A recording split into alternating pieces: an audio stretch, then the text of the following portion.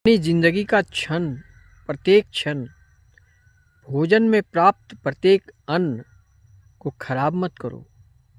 जीवन में बड़ी भाग्यशाली वो होते हैं जिनको जिंदगी जीने का क्षण मिले हुए हैं और भोजन के लिए अन्न मिले हुए हैं।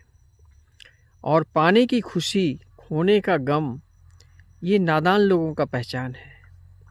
छोटी सी दुख पड़ने पर परेशान हो जाते हैं, थोड़ी सी खुशियां मिलने पर अहंकार हो जाते हैं। ये अज्ञान है।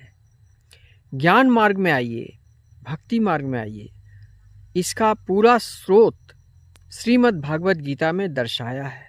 दुनिया का कोई भी ऐसी समस्या नहीं है जिसका समाधान श्रीमद् भागवत गीता में नहीं है। आप जिंदगी में सोचोगे कि मैं इतना दुखी हूँ, परेशानी हूँ। सूर्य कल भी उठा, आज भी उठा और कल भी उठेगा, कल भी उदय होंगे। लेकिन कल मैं दुखी था, ये जरूरी नहीं कि मैं आज भी उतना ही दुखी रहूँगा। इतना ही ये भी नहीं जरूरी है कि मैं कल भी उतना ही दुखी रहूँगा।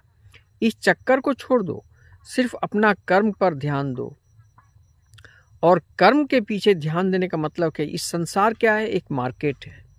मार्केट में तुम एक दुकानदार हो, सारा दुनिया कस्टमर है। तो कस्टमर को खुश करने का प्रयत्न करो और तुम्हारा कस्टमर खुश होने पर तुम्हारा बिजनेस हो, कारोबार हो, तुम बहुत जोर चलेंगे। लेकिन अगर तुम्हारा कस्टमर एक एक करके तुम पर विश्वास उठते चले जाएंगे, तुम लोगों के साथ दुर्व्यवहार, मन, कर्म और वचन, ये तीन गो जो होते हैं, इसमें ही पावर छुपा हुआ है। तुम्हारे शब्दों में कटुता न हो और शब्दों का ही प्रभाव तुम्हारी जिंदगी में पड़ता है। तुम्हारा बने हुए काम भी बिगड़ जाते हैं तुम्हारे शब्दों के कारण, और बिगड़े हुए काम भी बन जाते हैं तुम्हारे शब्दों के साथ। इसलिए मन, वाणी को नियंत्रण में रखना ही श्रीमद् भागवत गीता का ज्ञान है।